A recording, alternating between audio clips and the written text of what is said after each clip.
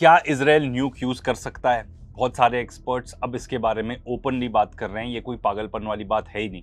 अगर वो न्यूक यूज करेगा तो क्या होगा, इसके बारे में बात करेंगे। साथ में कमेंट सेक्शन में बहुत सारे लोग ये भी कह रहे हैं कि भाई पाकिस्तान सऊदी डील के बारे में तो बात किया नहीं, तो उसके बारे में भी बात करेंगे। एंड जितने एक्सपर्ट्स को हम सुन रहे हैं वो बता रहे हैं कि भाई जो जेडी वैंस है, अमेरिका का वाइस प्रेसिडेंट, ही वो सेटअप। एंड सेटअप किसने किया? सबसे ज्यादा इन चंगू मंगू ने किया। ठीक है, ये जो विटकॉफ है, बिल्डर है, ठीक है, ट्रम्प का दोस्त है। उसी से आप अंदाजा लगा लो कि कैसा इंसान होगा वो। कोई भी ट्रम्प का दोस्त मतलब ठीक है। एंड ये जो मंगू है यहाँ पे, अपना इसका दामाद, ये दोनों एक्चुअली मोसाड एजेंट्स हैं। अब तो सभी ये बात कहते हैं। इनका प्लान ही यही था कि भाई कोई पीस टॉक्स होने ही नहीं देनी। एंड ये इस बात से ऑब्वियस है कि ये देखो जेडी वैंस सामने है, ठीक है, उसके पीछे ये दोनों कितने खुश हो रहे हैं। 21 आवर्स की टॉक्स के बाद, जो कि एक्चुअली फेल हो गई, ये लोग खुश हो रहे हैं। क्या ही बोलो। एंड ट्रम्प के बारे में क्या बोलो भाई, ये आदमी एक्चुअली में पागल हो चुका है। मतलब ये सिर्फ बोलने वाली बात नहीं है, दिमागी तौर पर ये आदमी सही नहीं है। ये आदमी डिमेंटेड है। अब कह रहा है कि भाई जब हम ईरान से डील कर लेंगे उसके बाद we will stop by Cuba. भाई तुमने वहाँ पे पूरा पेट्रोल आना एकदम ही बंद करवा दिया। वहाँ पे लोग जी नहीं पा रहे हैं एंड तुम्हें खुशी हो रही है उस बात पे। एंड उसके बाद जाके जो पोप हैं उनको जाके अटैक करने लगा। अरे यार, ये तो क्या बेवकूफ़ी है। अमेरिका में सबसे ज़्यादा क्रिश्चियंस ही है ना, अपने वोट बैंक का तो ख्याल कर लो भाई, ये कैसा पॉलिटिशियन है। एंड इतना ही नहीं, डबल डाउन किया, बोला कि भाई वो जो अपोजिशन कर रहा है ऑफ वॉर वो गलत है। उसके बाद तो हद ही पार कर दी, खुद ही जीसस क्राइस्ट बन गया। ठीक है, अपनी फोटो डाल दी कि एकदम मैं जीसस बन गया हूँ। फिर बाद में आके डिफेंड करके कहता है कि नहीं नहीं, मैं तो डॉक्टर बना हुआ था। ऐसे बेवकूफ़ लोग दुनिया का सबसे पावरफुल देश चला रहे हैं। वो बाय द वे वो जीसस क्राइस्ट वाली पोस्ट उसने डिलीट भी कर दी। अब ट्रम्प कह रहा है हम ब्लॉकेड करेंगे, ये करेंगे। ठीक है, ये ब्लॉकेड 24 घंटे भी नहीं चला। मतलब अब मैं ये नहीं कह रहा कि भाई कुछ भी नहीं होगा इस ब्लॉकेड का, ऐसा कहना तो बिल्कुल सही नहीं होगा। हो सकता है एक आध कभी कोई शिप बोर्ड करने की कोशिश कर लें, यूएस नेवी सील्स जैसे वेनेजुएला में किया था। बट ये देखो एक्चुअली हो क्या रहा है। चाइना ने तो पहले ही बोल दिया कि भाई अमेरिका आप यहाँ से बाहर रहिए, स्ट्रेट ऑफ हॉर्मूज में आपका कोई कब्जा नहीं है। हमारी ईरान के साथ अलग एनर्जी ट्रीटी है, जो अग्रीमेंट्स है हम उसको फॉलो करेंगे, आप यहाँ से साइड हो जाइए। एंड जो चाइना बाउंड टैंकर था वो एकदम सैंक्शन था वो पर्टिकुलर टैंकर, फिर भी अपना यूएस ब्लॉकेड से अपना खुलेआम निकल जाता है। तो ये ब्लॉकेड तो किसी काम का रहा नहीं है। एंड जो इसके एलाइज है नेटो के, वो भी कह रहे हैं कि भाई हम नहीं पार्ट लेंगे इस ब्लॉकेड में। ये एकदम ही पागलपन है। अब रशिया बार बार ये रिपीट कर रहा है कि भाई जो ईरान का इनरिच्ड यूरेनियम है हम उसको रिसीव करने के लिए तैयार हैं। तो क्या बैक चैनल में कोई बात चल रही है ऐसे रशिया और ईरान की कि भाई ठीक है, we are willing to let go, ये हमें इनरिच्ड यूरेनियम नहीं चाहिए प्रोवाइडेड बाकी सब कंडीशंस मीट हो जाएं। क्योंकि रशिया आके अगर बार बार ये स्टेटमेंट दे रहा है, बिना ईरान से बात करे दे रहा होगा, आई हाईली डाउट इट। अब ये देखो क्या बढ़िया न्यूज़ है ये। अमेरिकन एंड इसराइलीज ने जितने भी रेल लिंक्स को, जो भी ब्रिजेस वगैरह को डिस्ट्रॉय किया था, उसको ईरान ने ऑलरेडी रिस्टोर कर दिया है। अपॉलॉजीज, क्योंकि मैंने खुद ही आके बताया था कि भाई ऐसा डिस्ट्रक्शन होगा तो कई साल पीछे छोड़ देंगे ये लोग ईरान को।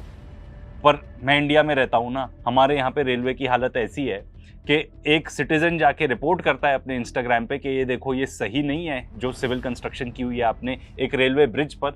रेलवे एक्नॉलेज करता है और फिर जाके लीपापोती कर देता है। तो भाई मेरा तो मानना कि 4-5 साल लग जाते जायज़ ही था ना। देखो, स्ट्रेट ऑफ हॉर्मूज के बंद रहने से अभी तक तो हमें कुछ इकोनॉमिक इफेक्ट ज़्यादा फील भी नहीं हुए हैं, क्योंकि इतना स्टॉक, काफ़ी हद तक स्टॉक या स्ट्रेटेजिक रिजर्व बहुत सारे देश रखते हैं, इंडिया ने भी रखा हुआ है। पर अब आएंगे असली इफेक्ट, क्योंकि 1 महीने से ऊपर हो चुका है। अब पता चलेगा कि किस देश की कितनी तैयारी थी। अभी तो हम इस चीज को रोते रहते हैं कि यार पेट्रोल मिल जाए, गैस मिल जाए, खाने की भी किल्लत आ सकती है, इनफैक्ट आएगी, ऐसे यूनाइटेड नेशंस की बॉडीज ही बता रही हैं। एंड इसका एक सिंपल रीजन है, खाद ही नहीं आ पाएगी तो इतनी यील्ड ही नहीं आएगी क्रॉप्स में, तो खाना जितना उगता था उतना उग नहीं पाएगा। एंड ऐसा नहीं है कि खाना मिलेगा नहीं, पर खाना बहुत ज्यादा महंगा हो जाएगा। तो जो सबसे गरीब तबके हैं सोसाइटी के, वो सबसे ज्यादा इफेक्ट होंगे इस चीज से। अब देखो, बहुत सारे लोग कमेंट कर रहे थे कि आपने वो पाकिस्तान और सऊदी की जो डील है उसके बारे में बात नहीं की। तो भाई हमने रिएक्ट चैनल में बात की है, पर आपको थोड़ा यहाँ पे भी बता देते हैं कि पाकिस्तान की पोजीशन क्या हो रही है। आज के डेट में पाकिस्तान की ऐसी तगड़ी पोजीशन है, दुनिया भर के सारे लीडर्स पाकिस्तान के लीडर से बात करना चाहते हैं कि भाई हमको बताओ हो क्या रहा है। Everyone wants to know, because हर कोई जानना चाहता है कि भाई एग्जैक्ट स्थिति क्या है। क्योंकि आज के डेट में किन किन देशों को, किन लोगों को गिनती में आप उंगली पे गिन सकते हो उन लोगों के नाम जिनको एक्चुअली पता है एग्जैक्ट क्या बातचीत हुई। अमेरिकन को पता है, वो तो वहाँ थे, ठीक है।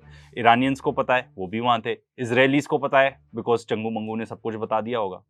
उसके बाद पाकिस्तान को सब कुछ पता है कि एग्जैक्टली क्या क्या डिस्कशन हुआ, क्या चांसेस हैं कि ये कुछ रिजॉल्व हो सकती है स्थिति की नहीं, क्योंकि जो भी होगा उसके बेसिस पर लोग अपनी स्ट्रैटेजी तय करेंगे। हर देश तय करेगा कि हमको क्या करना है, अपना देश कैसे चलाना है, कैसे चीजें यहाँ पे रनिंग रखनी है। तो एक तो ये बात हो गई, ठीक है, पाकिस्तान के बारे में। दूसरी ये चीज कि पाकिस्तान सऊदी अरेबिया का डिफेंस पैक्ट है। अब पाकिस्तान ने भेजे हैं 13,000 सोल्जर्स सऊदी अरेबिया में एंड 10 to 18 जेट्स, ऐसी खबर आ रही है। देखो, अगर इनकी बात करें पाकिस्तान की, तो उन्होंने अपनी डिप्लोमेसी बहुत ही अच्छी तरीके से खेली है, स्पेशली खास तौर पे ऑपरेशन सिंदूर के बाद तो हमने देखा है। बट यहाँ पे पाकिस्तान कहीं ना कहीं थोड़ा सा फंस गया है, क्योंकि पाकिस्तान में काफी शिया पॉपुलेशन भी है। तो भाई वो लोग, आप चूज नहीं कर सकते कि हम ईरान को अटैक कर देंगे। एंड देखो, मेरा तो एक सोचना सिंपल है, पाकिस्तान मिलिटरीली ऐसा क्या कर लेगा जो यूएस की मिलिट्री नहीं कर पाई। पाकिस्तान काफी कुछ अचीव कर सकता है by diplomacy rather than using any military means. Same चीज जैसे स्ट्रेट ऑफ हॉर्मुज के बारे में कही जा रही है कि आप मिलिट्री मींस यूज करके उसको खुलवा नहीं सकते, आपको डिप्लोमेसी ही यूज करनी पड़ेगी। ये ड्रॉप साइड न्यूज रिपोर्ट कर रहा है कि एक सोर्स ने बताया है, जो कि फेमिलियर है विद द मैटर, कि ये जो सऊदी पैक्ट है वो उनके लिए थोड़ा बहुत प्रॉब्लम बनते जा रहा है। क्योंकि ये जो डील थी, ये थी बेसिकली कि कैश मिलेगा पाकिस्तान को इन एक्सचेंज फॉर डेटरेंस। तो कोई सऊदी ने भी कोई इन्वेस्टमेंट की नहीं पाकिस्तान के अंदर, एंड जो डेटरेंस है वो भी फेल हो चुका है। अब फेल ऐसे हो चुका है कि ईरान ने जो अटैक किए हैं ज्यादातर तो यूएस बेसिस पर ही किए हैं, एंड उनके एनर्जी इंफ्रास्ट्रक्चर पर भी किए हैं। ये बात जब एनर्जी इंफ्रास्ट्रक्चर पे बात आने लगी, तब पाकिस्तान को इन्वॉल्व होना पड़ा। यहाँ पे भी ऐसा ही रिपोर्ट कर रहे हैं, मुझे भी लगता है कि सिंबॉलिक ही है कि आपने अपने वहाँ पे ट्रूप्स भेजे, फाइटर जेट्स भेजे, क्योंकि ये भी रिपोर्ट कर रहे हैं क्योंकि देखो, कोई आने नहीं वाला है सऊदी अरेबिया को, कोई इन्वेड करने नहीं आने वाला है, तो सऊदी अरेबिया तो वहीं रहेगा जहाँ रहेगा। बात ये रहेगी सिर्फ कि ईरान एनर्जी फैसिलिटीज को फिर से टारगेट करता है सऊदी की कि नहीं। अब जो इन्होंने अटैक्स किए भी सऊदी के पाइपलाइन पर, ठीक है, एक आध रिफाइनरी पर, सऊदी ने ऑलरेडी रिपोर्ट आके कर दिया है कि हमने उस सबको रिपेयर कर दिया है and it is back on the pipeline, particularly it is back on. तो भाई अब सवाल ये उठेगा कि भाई पाकिस्तान के साथ डिफेंस पैक्ट करने का क्या फायदा था सऊदी अरेबिया का।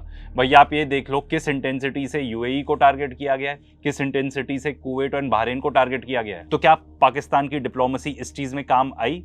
ये तो देखो हम और आप स्पेकुलेट कर सकते हैं। अब देखो, इजराइल पागल हो चुका है एकदम ही।